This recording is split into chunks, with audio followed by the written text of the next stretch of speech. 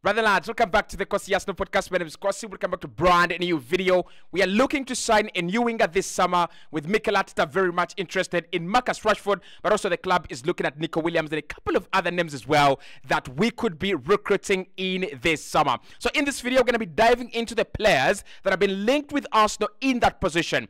I'm not really sure whether we're going to sign a left winger or a right winger strictly, but my intuition is that we're going to sign a player who can do a little bit of both. Now, we have seen Gabriel Martinelli at the end of the campaign deputize for Bukayo Saka. I don't think it was really impressive, but given the fact that he doesn't really play there a lot of the time, he wasn't really that bad. So Arsenal are in the market to sign a new winger to add to the likes of Martinelli, Trossard, and Bukayo Saka. In the comment box below, I want you to let me know which player do you think is best suited for our system and the way we actually set it up, because Marcus Rashford doesn't seem like a guy that you actually want. I mean, I don't know why, but that is what I'm getting in terms of feedback. Hit the like button.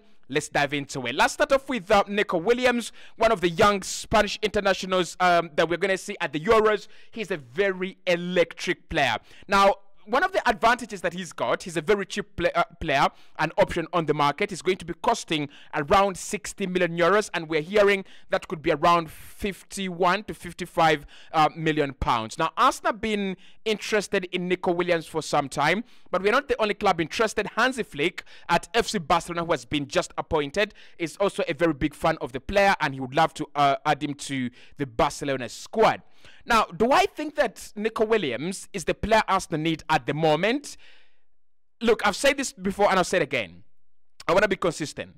I don't think he is, and I don't think he is at the level that we are looking for. I think for me, in terms of a winger, what Arsenal are looking for is someone who can directly start in that starting 11. And whether that means dropping Trossard or dropping Gabriel Martinelli or even bringing in stiff competition to Bukayo Saka, I want such a player. And you've heard me speak about names like Rafael and Kavica Kvaratskhelia in the past, but now I know Arsenal's budget. Our budget is between 50 to around 60 million. I know that's not going to happen. But still, Nico Williams, for me, he's a little bit far away. When I look at his numbers, he's actually not, done so poorly in terms of assisting and scoring. This season alone, he has scored 5 goals and assisted 11 times, right? And of course, that has attracted interest from Barcelona, Chelsea, and Arsenal. Maybe Man United could also be among the clubs interested in Nico Williams. But I wouldn't say Arsenal should go out there and splash 50-55 million on Nico Williams right now. I'm not really sure he is the final product. Now, unlike all the other players like Neto on this list and Marcus Rashford, he's a young star that is developing consistently. Actually, when you look at his last 3 seasons at Real, you can see a very progressive player.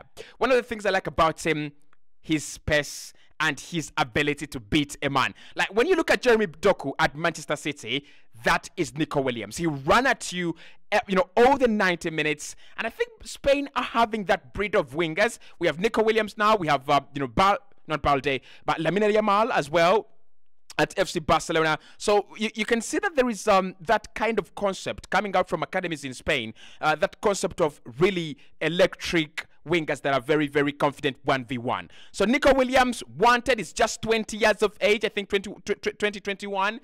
Wouldn't be a bad signing, but I think he's one that comes in to sit on the bench on a more regular basis. I don't think he disrupts what we have. I don't think he's a player that gives you that kind of unrest, especially with players like Gabriel Martinelli, because Martinelli is 1 year older than him. So that means that if he comes in, right, unless he absolutely overperforms Martinelli, he doesn't really stand a chance. I want a player like, a player who's coming in to threaten the establishment, to threaten Leandro Trossard, to threaten Saka, and to threaten Gabriel Martinelli. For me, I'm not really sold onto the idea of Nico Williams. But like I said last season, he's had a very good season, 11 assists and 5 goals. He's averaging double figures in each of his last 2 seasons. So not a bad player. I want to know what your thoughts are about him, right? I want you to know what your thoughts are on Nico Williams.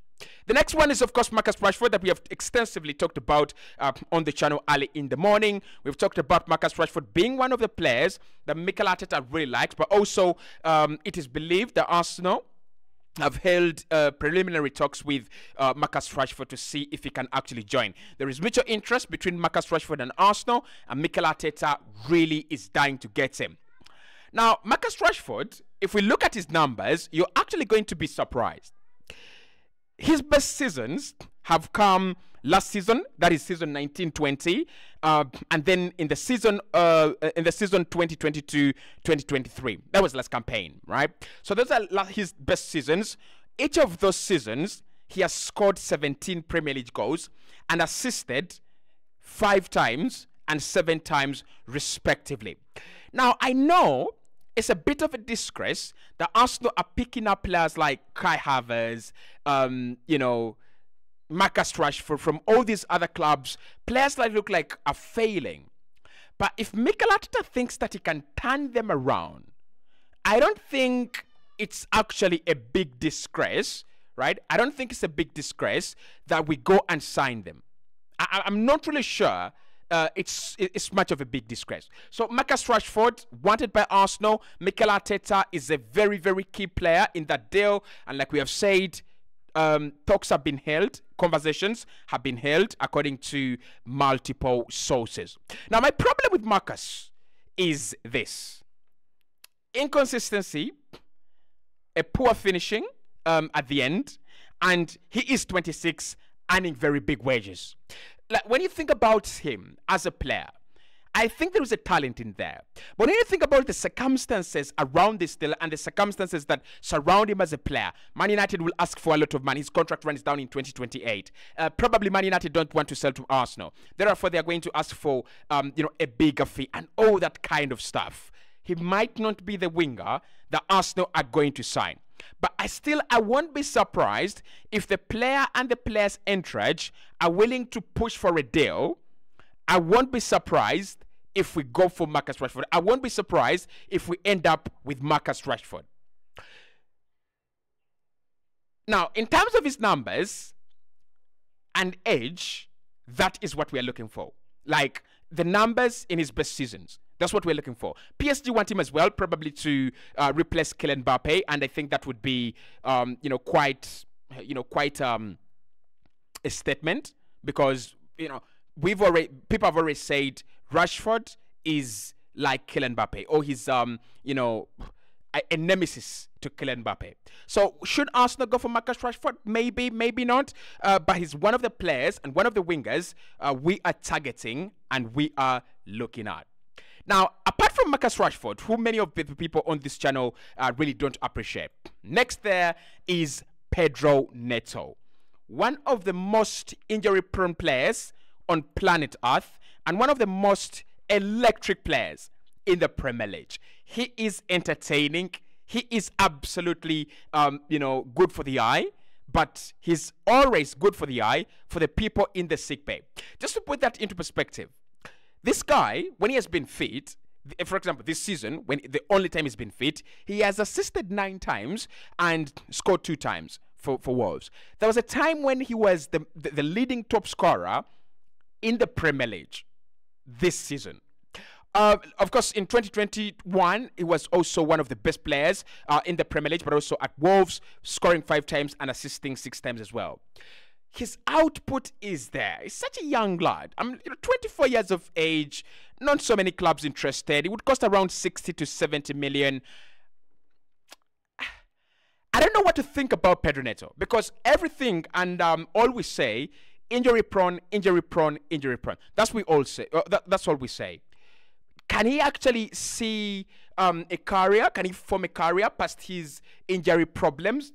I'm not really sure. I'm not a physio. I'm not a doctor. I'm not a medic. So I cannot determine whether Pedro Neto can have a career beyond, his injury problems. Because every single season, he seems to be out. But what I like about Pedro Neto is what I've just explained with Marcus Rashford and with Nico Williams. You can have him come into this Arsenal side and start over Saka. You can have him, if he's fit and he's in form, He can start over Trossard. He can start over Martinelli. He can start over any winger we have in this Arsenal side. And that is what I'm looking for. I'm looking for a player. We are looking for a player who can come in and disrupt the calm and disrupt the establishment. We need someone who comes in and disrespects the establishment. Yes, Trossard has scored 11 goals. Can we have a winger that comes in and can score 17? We have had Martinelli's best season last season, but one, which was 15 goals. Can we have a winger that comes in and bangs in 20? I'm looking at a Sadio Mane. I'm looking at a Salah. I'm looking at that kind of winger, that kind of guy that comes in and, you know, he's explosive. He's a joy to watch. He will beat players and create chances, but he will score goals and he will be a part of the Arsenal starting 11 next campaign. Pedro Neto I like, but given the fact that he still has a long contract, he's going to cost around 60 to 70 million. You already know the answer. It's a no. It's a no-brainer.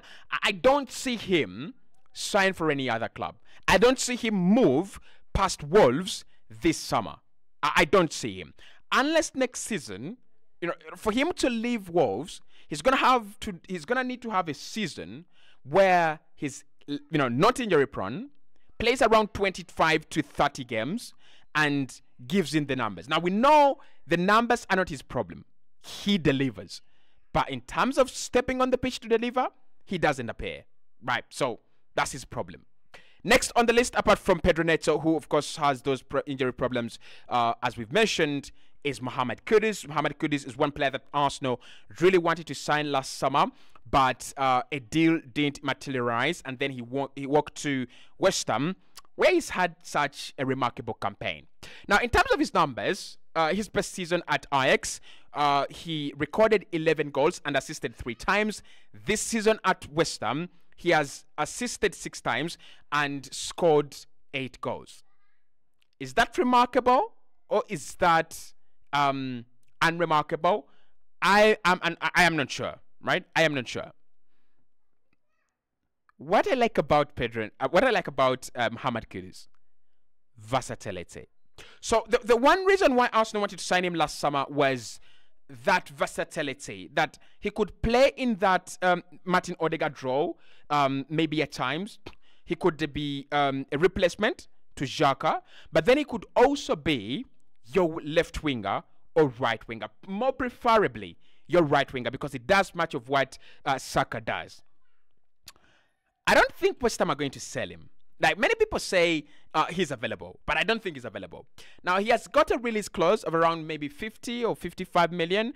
That could be the game changer. Liverpool are there watching. I think Chelsea are there watching as well, and a couple of other clubs. I think if his release clause rumor is true, there will be one club that actually triggers that release clause. He's one player that I see stay at West Ham for 1 more season or 2 even more seasons, and then he will eventually move over to another bigger club. But he's such a good player. For me, he's such a quality player, Mohamed Kudus. Like, his numbers speak for themselves, but what he does as well on the pitch, electric. He's always trying, running. You know, you look at that bicycle kick he scored against Man City. That is exceptional. His talent is exceptional. His ability is exceptional. So if Arsenal are really going to go out there and they want to sign him, I think there is no mistake in getting Mohamed Kudus as a winger. 50 to 60 million for me, that would be a good deal. Lastly, it's Michael Olise. Michael Olise is a player that is wanted across Europe and across the Premier League. This guy is insane. Michael Olise this season is just 22. He has scored 10 goals and assisted 6 times in 19 games. So this guy has had 16 goal contributions in 19 appearances for Crystal Palace. Imagine this. Kai Havertz, right? Kai Havertz has had 20 goal contributions and has played almost the full length of the campaign. Michael Olise, right? Michael Olise has had 16 goal contributions in less than 20 games. That quality is unreal. Of course, he can replace Saka. He can be a good backup to Saka. And he can also play on that left wing. So if you're talking about Olise, if you're talking about your brilliant left winger and right winger combined, it might be Michael Olise.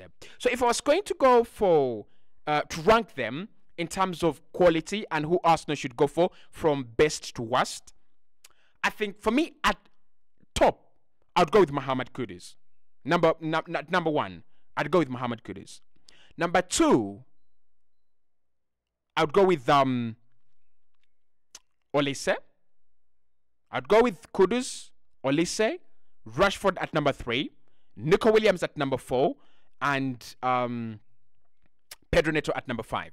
Pedro Neto because of his injury-prone nature. If Pedro could stay fit, if Neto could stay fit, you've got to say it.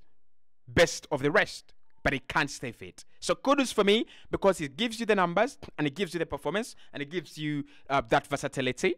Then you've got Michael Olise, who definitely is having a bit of injury issues, but I don't think they are a cause of concern at 22 yet. And then Marcus Rashford, who is inconsistent but can deliver. Nico Williams, young, but of course we know the quality he possesses. And Pedro Neto last.